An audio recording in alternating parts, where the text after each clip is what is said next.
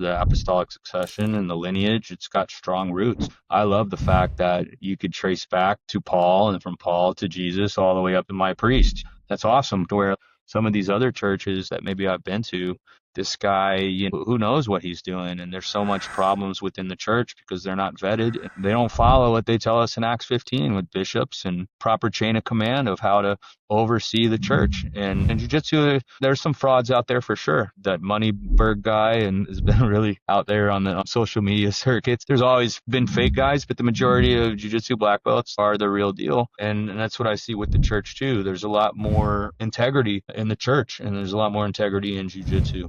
And there's a lot more purity in a time-proven system. And then there's a real brotherhood. I love the church I go to. Everyone is so friendly. Our kids are running around, and I don't feel super nervous if I lose sight of my toddler for a second because she's over there playing with another child with the mom, and everyone's looking after each other, to where I felt the friendships. And I have some great friends at the Protestant church to this day, but I never felt connected and secure and loved like I do now. Like, there's a real concern. And having a relationship with my spiritual father and my priest is a lot like having a professor, someone that's older and wiser and well versed in the craft that you're studying, in this case, Christianity and the church, where you have that relationship. I went to a really big church where I never met the pastor. I was there for 10 years, and they're just, I don't know, they're completely different.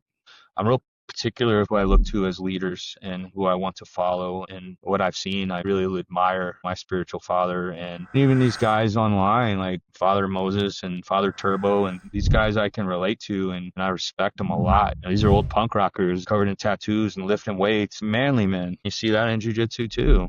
Jiu-jitsu, for the most part, hasn't gone woke, and under my watch, it never will. My gyms, there will never be any of that kind of stuff. Everyone is treated super well, and the culture is key, but my people are prepared, and my people are going to look the part too. And I feel that's the way with the Orthodox Church. I tell my non-Orthodox friends, Orthodox is the Jiu-Jitsu of Christianity, no doubt. You want something that works, something that's proven, there's nothing else to really even consider. So people in martial arts, train it long enough, you're going to find yourself learning Jiu-Jitsu.